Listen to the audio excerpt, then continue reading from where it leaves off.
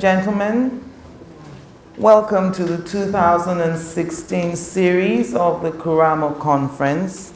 The Quramo Conference is the baby of Quramo Advisory and Quramo Publishing Limited.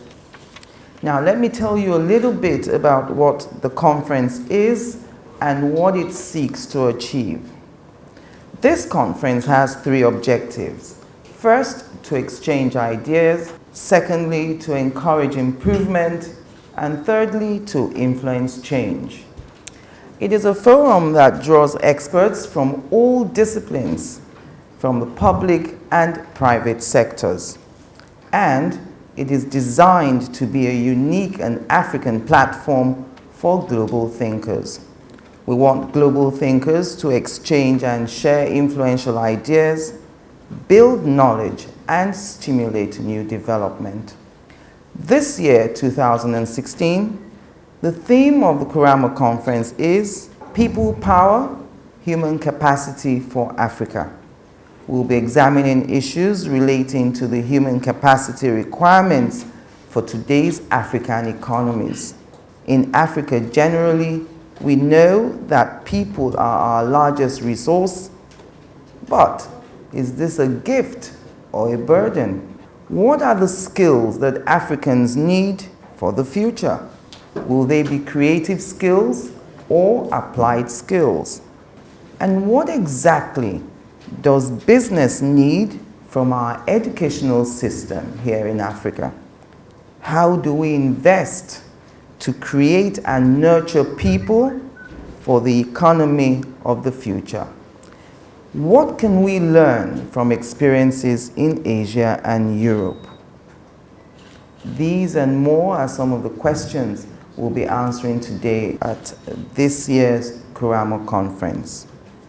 And so, ladies and gentlemen, join me in welcoming our first two guests. The interviewer is Mark Edu, founder and managing director of Mark Edu Media.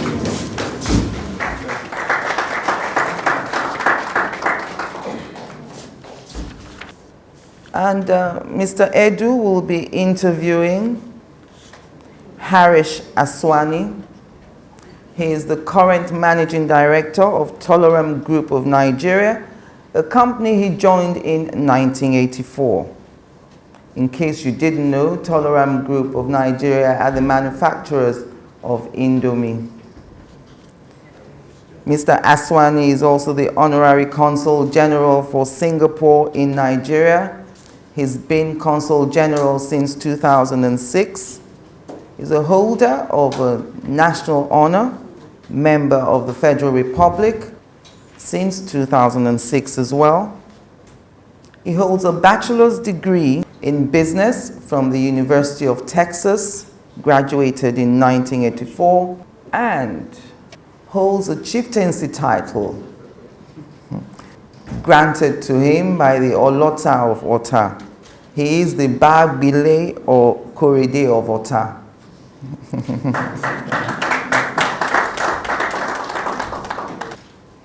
Mr. Edu will be interviewing Mr. Swani. They'll be talking about experiences and solutions in human capacity. Mr. Edu. You're all very welcome to Quramo Conference 2016. It's also a great pleasure to be here with Mr. Harish Aswani, the chairman of the Toleram Group. I think your official CV was read out there. You're in a number of industries and also straight across Africa as well. Just tell everyone how many countries you work in. Right now we work in about 6 countries in Africa, but globally we are operating in 12 countries. Now, it seems your company is like a reflection of you yourself. I mean, I was joking earlier that if Haresh had to have a passport, another passport, it should be light blue, the color of the United Nations, because he's like a human version of the United Nations. Let's get this right now. You're ethnically Indian. So yes? The best way to describe me is this. I'm a Nigerian in an Indian skin. Good start. Okay, Nigerian in an Indian skin, born in Indonesia, school in Malaysia, further schooling in America, and holder of a Singapore passport. I said congratulations. So it's remarkable because your company is diverse, you're in diverse countries, you're diverse as a person. So you get to go around the world and you see those improvements, you see that knowledge, and you see the shortcomings of the different countries. And you're able to take a kind of like a masala of all these spices and bring them into play wherever you are. Now, you're passionate about Nigeria in particular, aren't you? You love Nigeria. Very. I mean, I can see from when we discussed earlier, this is a very special country and a very influential country in Africa. Now, what we're talking about is people power. The one thing we do have in Nigeria is people, smart people, 187 million people. But we have this sense in this country that we don't harness our people power, our people potential. We know we can, but we are not doing it. Now, there's a hope with the new administration that we've turned a corner, despite the problems we're seeing at the moment, that think that the better days are ahead. But the only way they're going to be ahead is if we put people first. Now, in your opinion, my first questions to you are, you hire a lot of people in a variety of ways. One of the biggest challenges for companies in Africa is finding human capacity. That's the first one, finding the right managers or so. Tell us what your challenges have been and how you've overcome them. As a group, we employ about 8,000 people directly here, and it's across the country. And the challenge we have is finding talent, skilled talent. And I think that has to do with the lack of the educational facilities and quality here. And I mean, I've been here since 1988, and the problem we have in schools is that it's not consistent. Second thing is that government policies, don't aid this. So the only way to really enhance and grow skills is for private sector to play a role in this. And we as a group do a lot in this field, and we focus on this. So it's not just about building brands and building products. How do we build people? And that's an important element of growing any business and naturally growing any country. And every time you see a kid born, there's a future leader somewhere there, right? So how do you enhance those skills? So we believe that private sector has to play a bigger role in developing this. And I was having a chat with Mark earlier, and in 1992, we went to the university here to try and find engineers to work with us. And we had a franchise for Panasonic here. So we had Japanese engineers who come and train people here. So when we went to the university, we asked them, we're looking for graduate engineers. They didn't know where they were. So there was no tracking system in terms of... They disappeared into the ether. Yeah. And many of them do menial jobs and, office clerk jobs or whatever they could just to survive. So anyway, we eventually got 50 of them to join us. And of the 50, 6 were ladies. And we found that these 6 ladies turned out to be brilliant engineers. In fact, they stayed on in our company until the time we sold the company. But the bottom line is that all they said to us was, thank you for giving us the opportunity. And the opportunity is not just about a job, it's about how we train them during the job. Well, one example. The second example I was sharing with you earlier was about, we wanted to look for MBA graduates. Again, we go to the university here, we don't know where they are. But eventually we managed to find about 20 of them, and we employed all 20 of them. And the bottom line for them was all about giving the opportunity. And when they joined us, apart from building their skills, what we learned from them was, out there was a whole network of MBA graduates who were available but didn't know what to do. So what we did was we created a learning center within our group. And this learning center task was to tap that, to go out there and find out where they are. And it's not just about helping people who work with us, it's also the extended family, it's also the extended friendship that you have, and tapping these resources and saying, what can we do for them? Because if you employ a person to work for you and your children are not educated, Yes. What's the point? You have stress. You go back home and you look at your kids and say, they're not schooling. And what do? And like I said, that's our future generation. Unless you have them now, in future we'll have more uneducated people, unskilled people. So the task for us as a group is that, look, we have to do this value chain, as I call it, in terms of educating people down the line too. So as I understand it, one of the things that obviously comes to mind that could be improved, the system of networking postgraduates and graduates so that they don't disappear, because you pursued these graduates and you probably went one by one to collect them and gather them together. Most companies or do-gooders would stop at that stage and say, we don't have the time, capacity or resources to do that, and that's where it would end. I called you United Nations earlier. So I just wanted to talk about some of the things that we could learn from other nations. Now, you being an ethnic Indian, you must be, of course, interested and probably fascinated with India, as am I, and the Indian Renaissance and how far they've come since the 1960s. Now, just as a recap, what the Indians did in 1968 is they decided to revolutionize their education system. They had already, since the 1700s, had universities. In 1968, they had about 50 universities, which is quite 50 universities and schools of higher learning. Now, fast forward to 2016, we have 25,000 universities in India. Everybody knows about the Indian success story. They exported engineers, they've come back again, and now they're an IT center of the world. How did they do it is the question, and what could we learn from that? Now, as an Indian, you've been looking at it. What did they do right? I mean, one of the things they did right was they got their education system right? Yeah, I think the other key thing in India is this: they invested in this. And it's not just about investing money, it's investing time, effort, and systems. And India did very well in that, in my opinion, because they did it as a focus. Okay? They just went out there and said, for us to be able to lead in any industry, what do we need to do? So if you look at history, when Nehru came to power, what did Nehru do? He said, we need to build industries first, right?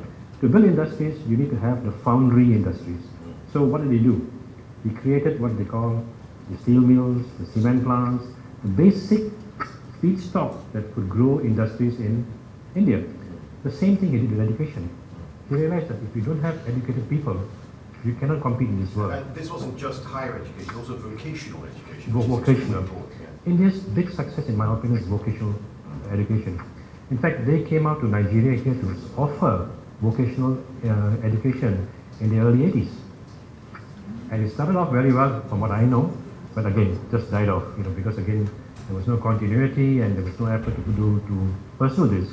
But India's big success was really that they not just did engineering or theoretical education. The vocational aspect, I think, was the more important thing that India created. I just came back 2 days ago from Addis Ababa, where I moderated the Council of Ministers for both UN and African Union.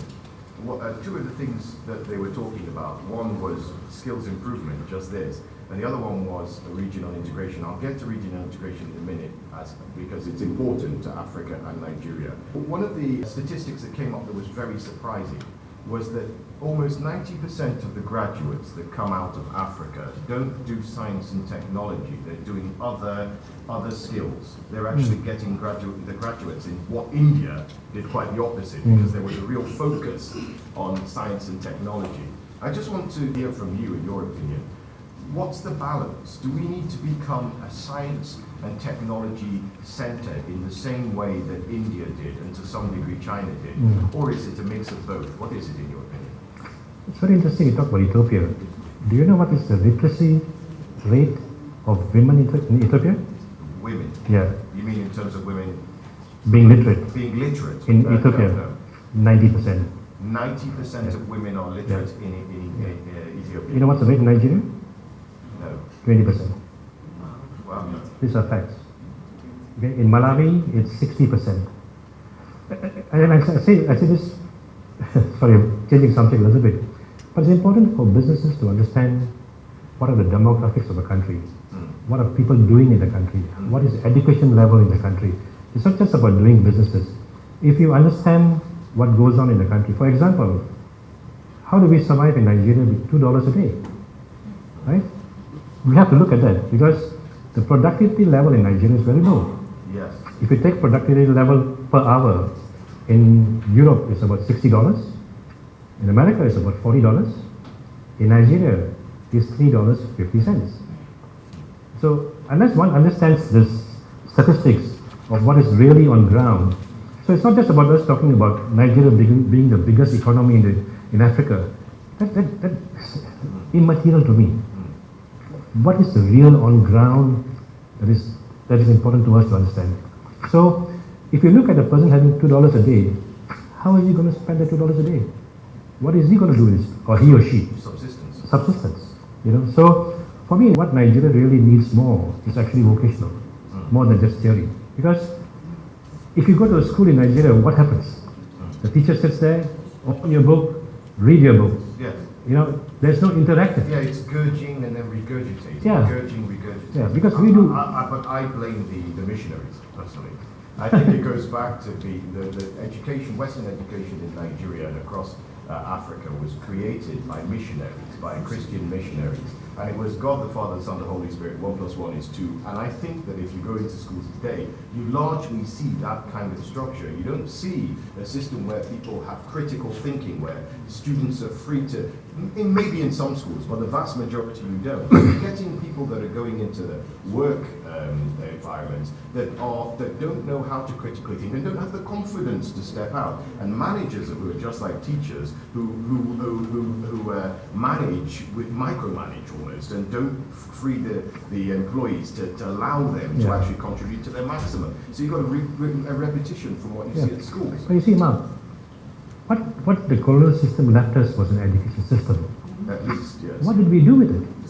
We had choices as a country, we had choices as leaders of the country to do what we want to do.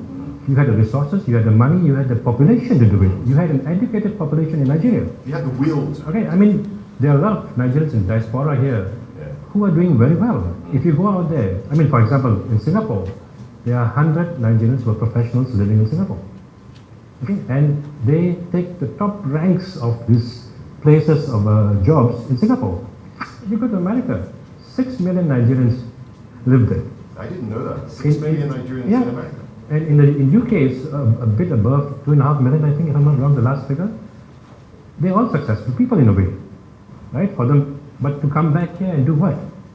But I blame leadership for the failure of education in Nigeria. Right? It's really up to, it's like for me running a business. My business will be successful if I don't just create a business, but I create the value chain in terms of not just products, but people. So if I don't emphasize and put investments into human capacity, in building this human capacity, my business will not grow. Otherwise, I'll be looking for talent from outside. And talent from outside is expensive. And the thing is that you're talking about some of the systems you put in place in order to train people so that they could be functioning, proficient individuals in your organization. And that chops into your bottom line, doesn't it? Because you have to pay for that. If you go into, say, Hilton's program, I think this is what we were discussing, you pay